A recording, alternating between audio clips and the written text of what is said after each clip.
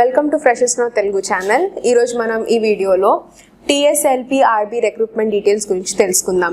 వీడియోని చివరి వరకు చూడలేకపోతున్నా లేదా రిక్రూట్మెంట్ డీటెయిల్స్ మీ ఓన్గా చదవాలనుకుంటే లింక్ డిస్క్రిప్షన్ బాక్స్లో ఉంటుంది.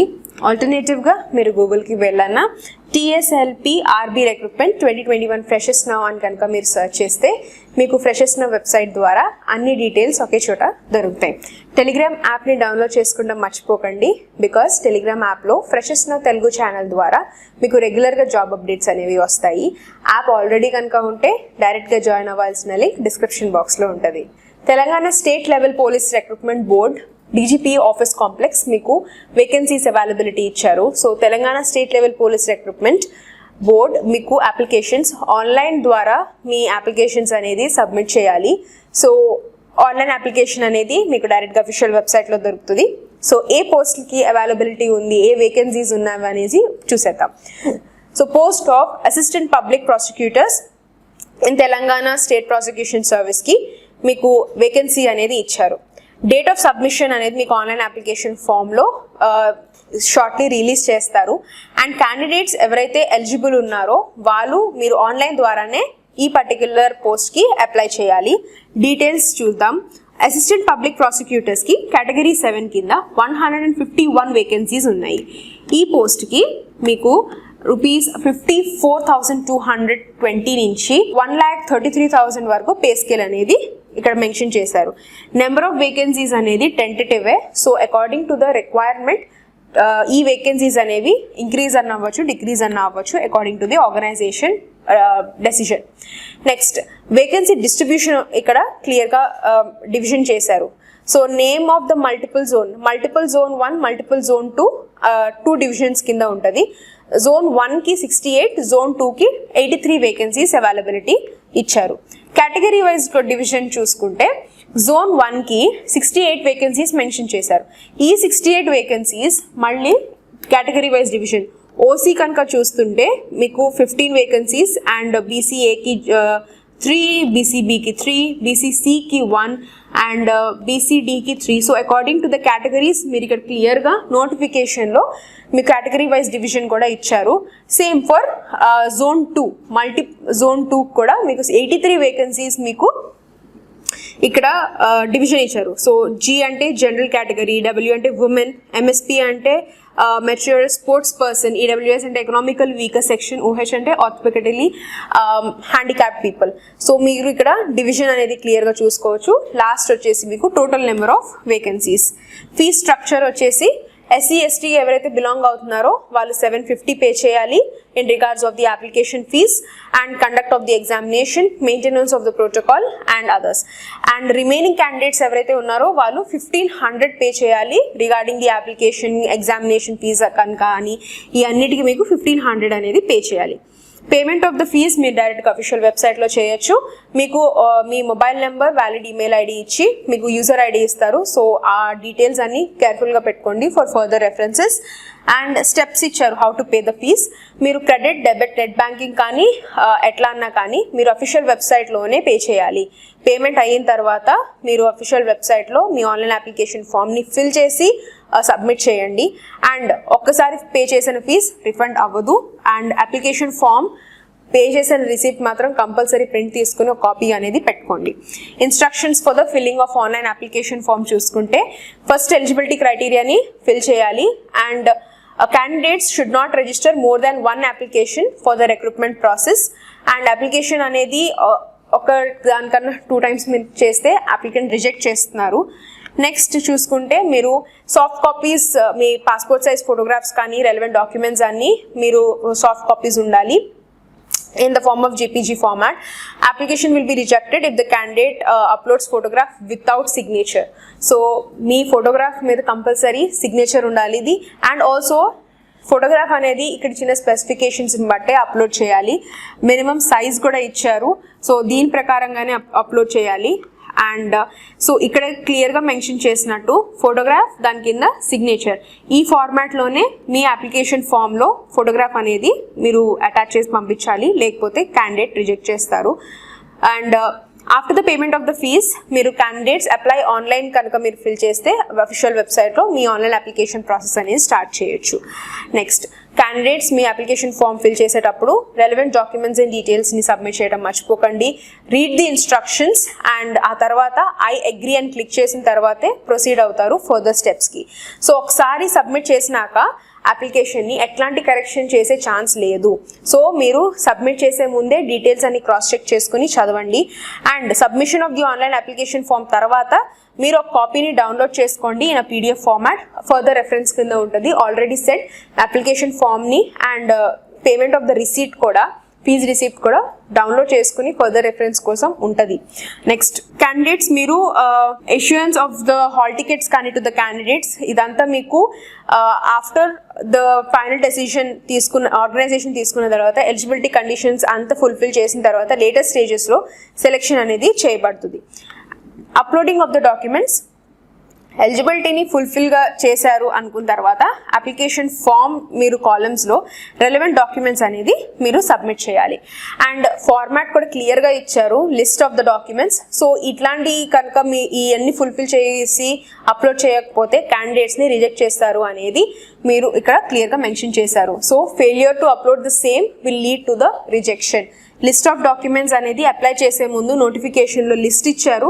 ఈ లిస్ట్ని కేర్ఫుల్గా చదివి అప్పుడు మీరు అప్లోడ్ చేయండి. నెక్స్ట్ కనుక చూసుకుంటే సో ఇదంతా లిస్ట్ ఆఫ్ డాక్యుమెంట్స్. లాస్ట్ వచ్చేసి మీకు general terms and conditions instructions apply చేసేటప్పుడు క్యాండిడేట్స్ మీరు గుర్తుపెట్టుకోవాల్సిన rules and regulations regarding the organisation ఇచ్చారు. సో క్యాండిడేట్స్ మీరు ఫస్ట్ నోటిఫికేషన్ని కేర్ఫుల్గా చదవాలి. ఆన్లైన్ అప్లికేషన్ ఫామ్ డీటెయిల్స్ అంతా మీకు అఫీషియల్ వెబ్సైట్లోనే దొరుకుతుంది.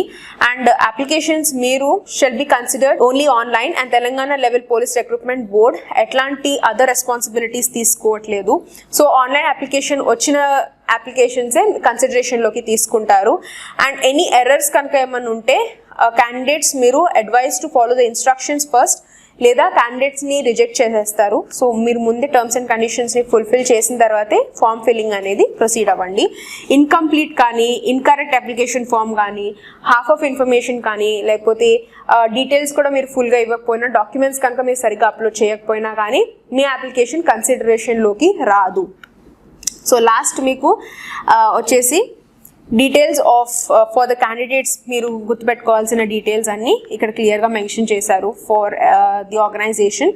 And rules for the governing of the post, మీరు ఒక్కసారి సెలెక్షన్ అండ్ పోస్ట్కి related governing rules and responsibilities and special representation of the reservation అనేది మీకు గవర్నమెంట్ ఆఫ్ ఇండియా రూల్స్కి ప్రకారంగా అప్లికబుల్ అవుతుంది. రెలవెంట్ డాక్యుమెంట్స్ అనేది మీరు కంపల్సరీ సబ్మిట్ చేయాలి. ఓన్లీ దెన్ ఈ పర్టికులర్ రిజర్వేషన్ అనేది ఆర్ రిలాక్సేషన్ అనేది అప్లికబుల్ అవుతుంది.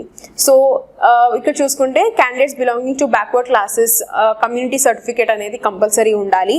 అండ్ నెక్స్ట్ అదేవిధంగా మీకు ఎస్సీ ఎస్టీ వాళ్ళకు కూడా రిజర్వేషన్ సర్టిఫికేట్స్, కాస్ట్ సర్టిఫికేట్స్ అనేది క్లియర్గా మెన్షన్ చేయాలి. నెక్స్ట్ రిజర్వేషన్స్ ఎవరైతే బ్యాక్వర్డ్ క్లాసెస్ ఉంటున్నారో క్లెయిమింగ్ ఏజ్ రిలాక్సేషన్స్ మీకు latest certificate of non creamy layer certificate అనేది మీరు అక్కడ సబ్మిట్ చేయాల్సి వస్తుంది.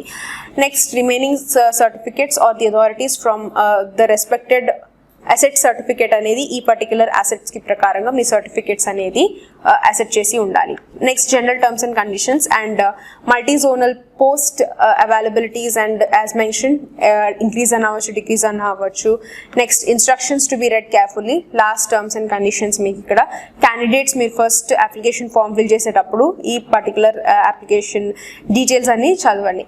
ఎలిజిబిలిటీ కండిషన్స్ కనుక చూస్తే మీరు ఎలిజిబిలిటీ కండిషన్స్ ఫుల్ఫిల్ చేసిన తర్వాతే ఎగ్జామినేషన్ అనేది ఆర్ నెక్స్ట్ రిక్రూట్మెంట్ ప్రాసెస్ అనేది ప్రొసీడ్ అవుతారు. ఏజ్ లిమిట్ కనుక చూసుకుంటే 34 years is the age limit. And relaxations of the age limit కూడా అకార్డింగ్ టు ద కేటగిరీ మీకు అప్లికబుల్ అవుతాయి. సో ఎక్స్ సర్వీస్ మెన్కి అయితే 3 years ఇచ్చారు, ఎన్సీసీ వాళ్ళకి 3 years, SC ST and BCs వాళ్ళకి 5 years, ఫిజికలీ హ్యాండిక్యాప్డ్ వాళ్ళకి అయితే 10 years ఏజ్ రిలాక్సేషన్ అనేసి మెన్షన్ చేశారు. మినిమం ఎడ్యుకేషన్ క్వాలిఫికేషన్ అయితే degree, bachelors degree in law, LLB కానీ బిఎల్ కానీ మీరు గ్రాడ్యుయేట్ అయ్యి ఉండాలి ఫ్రమ్ రికగ్నైజ్డ్ యూనివర్సిటీ. ఎక్స్పీరియన్స్ వచ్చేసి మీకు advocate not less than 3 years, active practice in criminal courts నుంచి మీరు రెలవెంట్ ఎక్స్పీరియన్స్ అనేది మీకు 3 yearsకి అన్న మినిమం ఎక్స్పీరియన్స్ అనేది ఉండాలి. మెడికల్ స్టాండర్డ్స్ ఇక్కడ మీరు బాడీలీ ఫిట్ అండ్ క్యాండిడేట్స్ మీకు హియరింగ్ కానీ సైట్ కానీ అట్లా కానీ ఉంటే are not eligible for the service. And మీరు స్టామరింగ్ స్టటరింగ్ అట్లా కనుక ఉంటే వాళ్ళు కూడా not eligible for the service. So ఈ మెడికల్ స్టాండర్డ్స్ని కూడా మీరు ఫస్ట్ చూసుకుని అప్లై చేయండి. ఎగ్జామినేషన్కి రిటర్న్ ఎగ్జామినేషన్కి ఉన్న సిలబస్ చూసుకుంటే పేపర్ 1 పేపర్ 2 ఉంటుంది. పేపర్ 1లో మీకు నోటిఫికేషన్ క్లియర్గా మెన్షన్ చేసినట్టు సిలబస్ అనేది లాస్ట్ ఆన్సర్ 1లో మీకు మెన్షన్ చేశారు. ఈ 2 పేపర్స్ అనేది ఇంగ్లీష్లోనే ఉంటుంది. సో ఎగ్జామినేషన్ ఇంగ్లీష్లో తీసుకోవాలి. మ్యాక్సిమం మార్క్స్ పేపర్ 1కి 100, 200 మల్టిపుల్ చాయిస్ క్వశ్చన్స్ ఇస్తారు. Paper 2 is a descriptive examination, ఇది 100 మార్క్స్కి ఉంటుంది.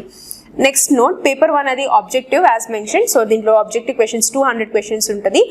అండ్ ఇది OMR based. If conducted offline మీరు క్యాండిడేట్స్ OMR షీట్ ఇస్తారు, బ్లూ ఆర్ బ్లాక్ పాయింట్ పెన్తో మీరు ఆన్సర్ చేయాల్సి వస్తుంది. సో బేసిక్ క్రైటీరియా మీరు ఇది చదువుకొని అప్పుడు ఎగ్జామినేషన్కి వెళ్ళండి.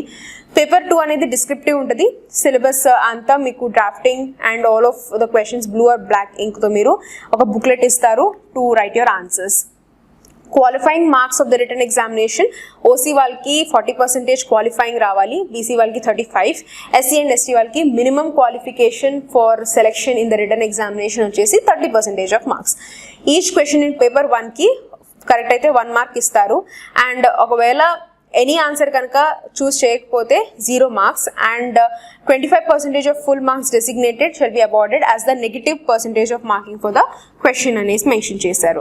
అండ్ ఎవరైతే పేపర్ 1లో క్వాలిఫై అవుతారో వాళ్ళే పేపర్ 2కి ఇవాల్యుయేట్ చేయబడతారు. సెలెక్షన్ చూసుకుంటే category wise strictly relative merit basis మీద సెలెక్షన్ జరుగుతుంది. And reservation for the local candidates according to the provisions of the Telangana state బట్టి మీకు రిజర్వేషన్ అనేది ఉంటుంది. And study certificates, relevant resident certificates అంతా మీరు డాక్యుమెంట్స్ లిస్ట్ ప్రకారంగా మీరు సబ్మిట్ చేయాల్సి వస్తుంది. Local candidates me local area and also prescribe post ఏదైతే అప్లై చేస్తున్నారో దానికి రెలవెంట్ డాక్యుమెంట్స్ అన్ని మీ అప్లికేషన్తో పాటు మీరు సబ్మిట్ చేయాలి.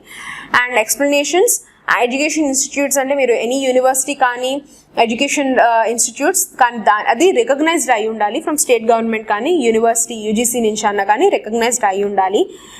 నెక్స్ట్ కనుక మీరు చూస్తే relevant documents of the education requirement are further details ఇక్కడ మీరు లోకల్ పీపుల్కి ఎవరైతే తెలంగాణ స్టేట్కి బిలాంగ్ అవుతున్నారో లోకల్ పీపుల్కి ఇచ్చిన రిలాక్సేషన్ డీటెయిల్స్ ఇచ్చారు. And next multiple zones compromise of the districts mention against each district wise zones ఏదైతే ఉన్నాయో జోన్స్ డివిజన్ కూడా ఇక్కడ టేబుల్ ఫార్మాట్లో మీకు ఇక్కడ క్లియర్గా మెన్షన్ చేశారు. సో ఇక్కడ జోన్ బట్టి ఇక్కడ ప్లేసెస్ ఉన్నాయి. సో దీని ఇక్కడ బట్టి మీకు ప్లేస్మెంట్ అనేది వస్తుంది. And next authentication of biometrics కూడా మీకు ఇక్కడ ఫోటోగ్రాఫ్స్ అండ్ బయోమెట్రిక్స్ కూడా మీకు ఇట్ ఈస్ రిక్వైర్డ్ తీసుకుంటున్నారు. Local cadre regulation details and next selection of the provisional ఇదంతా మీరు అప్లై చేసిన తర్వాత ఆర్గనైజేషన్ తీసుకున్న రూల్స్ అండ్ రెగ్యులేషన్స్ ఇంప్లిమెంటేషన్ అనమాట. So inclusion of the merit list అనేది ఎట్లాంటి రైట్స్ ఏం తీసుకోకూడదు candidates. Decision of the organisation will be final. Next is pension rules and decision of the organisation అనేది ఫైనల్ ఉంటుంది అనేసి క్లియర్గా మెన్షన్ చేశారు. Regarding conduct of the examination, selection of the candidate or క్యాండిడేట్ని రిజెక్ట్ చేసే particular criteria decisions కింద అన్నా కానీ ఆర్గనైజేషన్ తీసుకున్న decision will be the final decisions. ఇంకేమైనా లేబర్ డౌట్స్ లేదా క్లారిఫికేషన్స్ కనుక ఉంటే ఫస్ట్ అఫీషియల్ వెబ్సైట్లో క్రాస్ చెక్ చేసుకోండి లేదా కామెంట్ సెక్షన్లో కామెంట్ చేయండి. And subscribe to freshers now Telugu channel. Thank you for watching.